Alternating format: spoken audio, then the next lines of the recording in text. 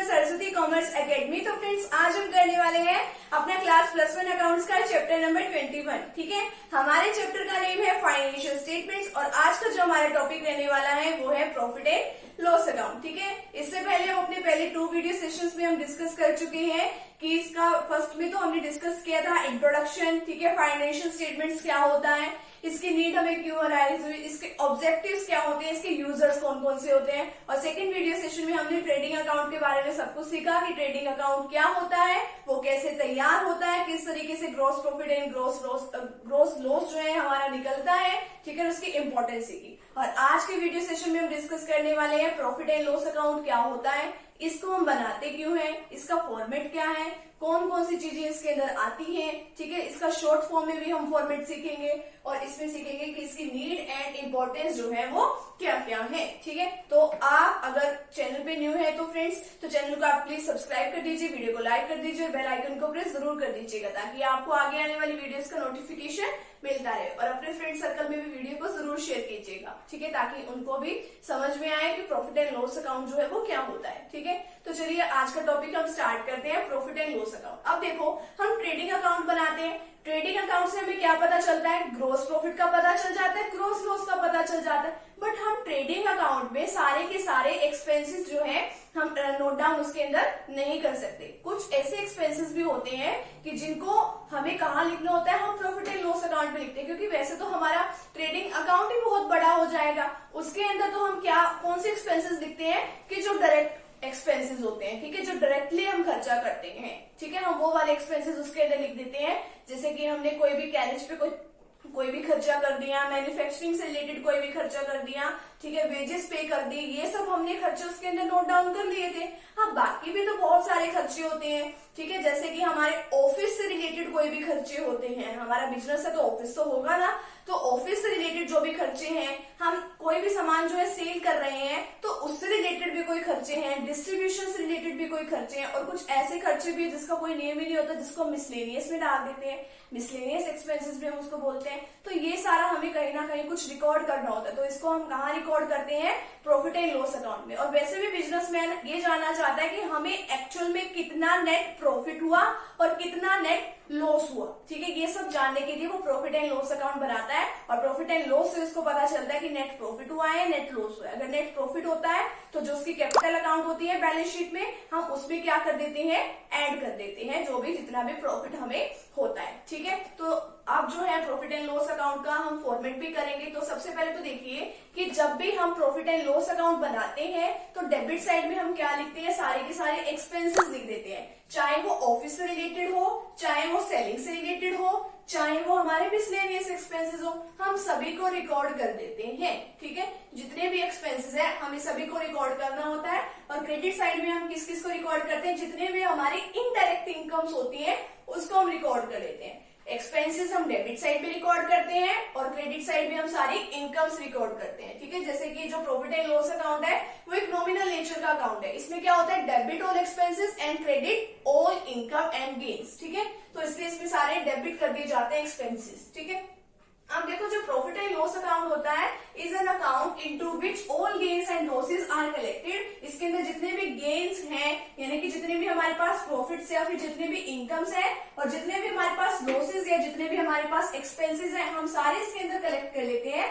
किसको जानने के लिए, in order to ascertain the excess of gain, कि हमारे पास गेन ज्यादा है, यानी कि हमारे पास इनकम ज्यादा है या फिर हमारे पास लॉसेस ज्यादा है, या फिर इसका अपोजिट, वाइस वर्सा का मतलब क्या होता है, इसका अपोजिट, कि हमारे खर्चे ज्यादा है। ठीक है, किसके मुताबिक, हमारी इनकम के मुताबिक। ठीक है, और इसके अंदर हम सारे के सारे कौन कौन से एक्सपेंसेस रिकॉर्ड करते हैं, office and administration expenses, selling expenses, distribution expenses. ठीक है, तो इन एक्सपेंसेस को हम बोलते हैं इनडायरेक्ट एक्सपेंसेस। ठीक है, क्या बोलते हैं, इनडायरेक्ट एक्सपेंसेस। तो सबसे पहले तो आपको पता होना चाहिए कि हमारी डेबिट साइड होती है, ठीक है, लेफ्ट हैंड साइड, और ये राइट हैंड साइड जो होती है हमारी क्रेडिट साइड होती है। अब देखो, जो भी हमारा प्रॉफिट एंड लॉस अकाउंट होता है वो स्टार्ट कहाँ से होता है, वो स्टार्ट होता है हमारा बाय ग्रोस प्रॉफिट। जो भी ट्रेडिंग अकाउंट में जो भी प्रॉफिट आता है उसको हम ग्रोस प्रॉफिट बोलते हैं। तो अगर प्रॉफिट आया तो बाय ग्रोस प्रॉफिट, ये हम लिखते हैं हमारी क्रेडिट साइड में, क्योंकि हमारी इनकम हुई ना।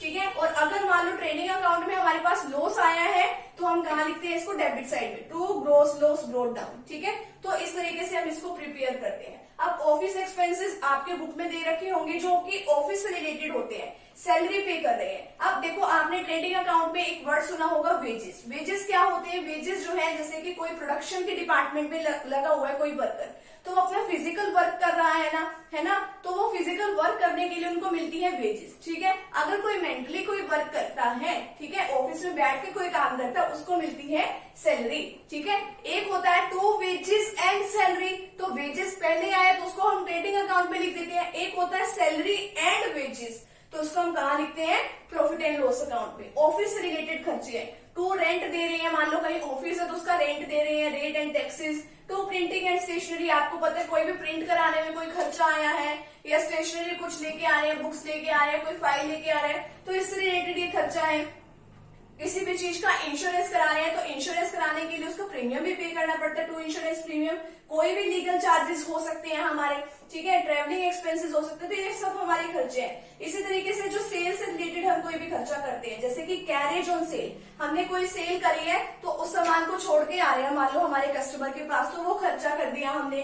टू एडवर्टीजमेंट, कोई सामान हमने नया बनाया है, हमें कोई प्रोडक्ट नया बनाया है, तो हमें अपने कस्टमर को बताना भी तो है कि हमने कोई सामान जो है हम नया लेके आए हैं मार्केट में, तो एडवर्टीजमेंट के एक्सपेंसेस हमें करने पड़ेंगे, ठीक है। इसी तरीके से टू बैड डेट्स, अब कोई भी बैड डेट, हमने किसी को मान लो सामान जो है क्रेडिट पे सेल कर दिया, अब वो पैसे देने से ही मना कर दिया कि मेरे पास तो कोई पैसे है ही नहीं, ठीक है, तो उसको हम क्या बोलते हैं, बैड डेट्स। बैड डेट्स का मतलब अभी तक तो आपको क्लियर हो गया होगा, बहुत आगे तक पहुंच चुके हैं अब तो हम, ठीक है। अब नेक्स्ट है टू पैकिंग चार्जेस, कोई भी पैकिंग करने से रिलेटेड जो सामान पैक करके भेजना है कस्टमर्स को, तो उसके रिगार्डिंग अगर कोई खर्चा कर रहे हैं, ठीक है। और इसी तरीके से मिसलेनियस एक्सपेंसेस हो सकते हैं, किसी कस्टमर को कोई डिस्काउंट अलाउ कर दी या कोई रिपेयर का खर्चा कर रहे हैं, तो ये सब हमारे एक्सपेंसेस है। तो आपको देख के ही पता चल जाएगा, अगर आप इसको एक बार रीड कर लोगे तो आपको अच्छे से समझ में आ भी जाएगा। इसी तरीके से हमारी यहाँ पे क्रेडिट साइड में इनकम्स होती है। By rent from tenant, tenant का मतलब होता है किराएदार, ठीक है। तो अगर वहां से कोई रेंट मिल रहा है हमें तो इनकम हुई, इनकम यहाँ रिकॉर्ड कर दी है।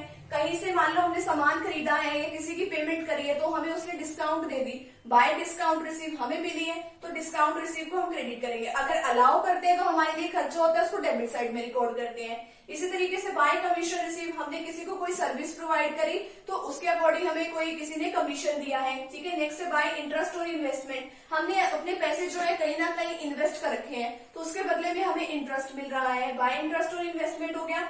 By bad debt recovered, by bad debt recovered का क्या मतलब होता है, बैड डेट्स तो हमने यहाँ पे किए थे सेलिंग एंड डिस्ट्रीब्यूशन एक्सपेंसेस में, कि बैड डेट्स का क्या मतलब होता है कि कोई हमने किसी को क्रेडिट पे कोई सामान सेल कर रखा है, ठीक है, अब वो पैसे देने से मना कर गया, वो तो हो गया बैड डेट्स। अब वो मान लो 3-4 साल के बाद हमारे बिजनेस में फिर से आया कोई पर्सन कि तुम्हारे ना इतने पैसे थे, ठीक है, चलो वो अगर फुल पेमेंट भी नहीं कर रहा तो कुछ तो पेमेंट करके जाएगा ना बिजनेस के अंदर, तो हम उसको कहाँ रिकॉर्ड कर लेंगे, बाय बैड डेट रिकवर, क्योंकि ये है तो हमारी इनकम ना। अब नेक्स्ट है by income from other sources, मान लो किसी और सोर्स से हमें कोई इनकम जनरेट हो रही है वो लिख देंगे। बाय मिसलेनियस रिसिप्ट, हमें नहीं पता चल रहा कहाँ से कौन सी रिसिप्ट है तो हम इसके अंदर और रिसिप्ट को डाल देते हैं। ये आपकी बुक में वैसे दिया होगा, ये सब मेंशन होगा, तो आप वहां से एक बार इसको रीड आउट करना तो आपको समझ आ जाएगा। मैंने तो इन पॉइंट्स को ब्रीफ में किया कि इस मतलब एक्सपेंसेस को क्या बोलते हैं और किस वजह से इसमें लिखते हैं, ठीक है। अब देखो कि अगर आपकी क्रेडिट साइड जो है, अगर आपकी इनकम जो है आपके खर्चे से ज्यादा है,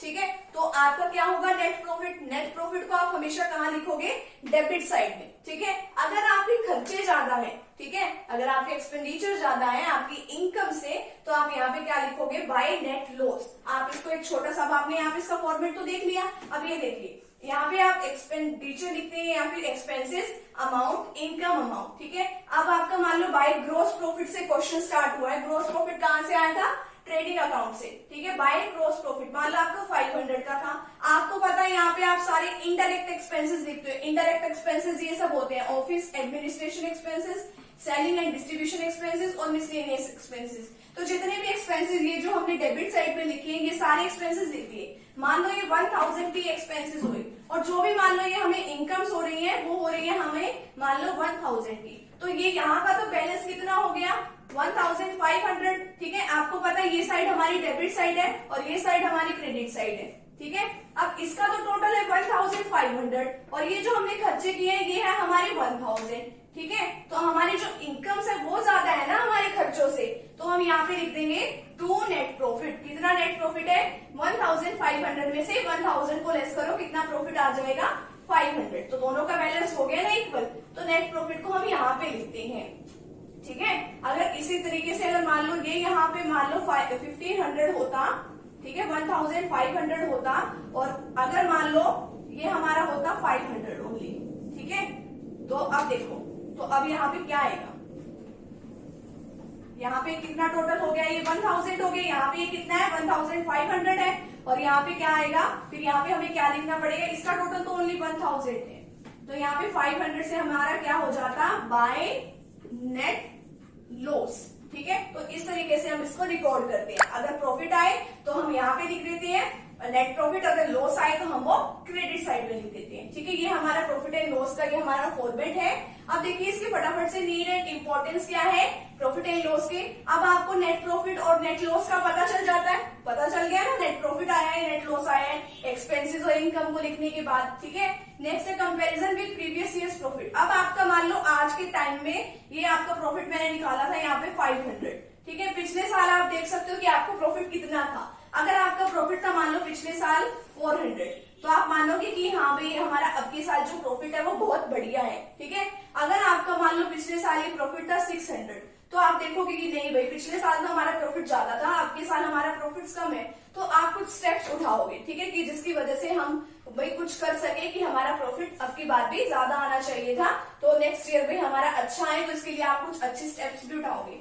नेक्स्ट है कंट्रोल ऑन एक्सपेंसेस। अगर आप देखते हो कि हाँ भी हमारे अब की बार फालतू में खर्चे हो रहे हैं, तो आप उसको कंट्रोल करने की कोशिश करोगे कि पिछले साल तो हमने इतने खर्चे नहीं किए थे, अब की बार इतने खर्चे हो रहे हैं, तो आप उसको कंट्रोल करने की कोशिश करोगे। नेक्स्ट है helpful in preparation of balance sheet. अब आपको पता है कि आपने trading and profit and loss account बना लिया, फिर इसके बाद क्या बनती है आपकी बैलेंस शीट। तो जो भी नेट प्रॉफिट और नेट लॉस आता है आप उसके जरिए क्या बनाते हो?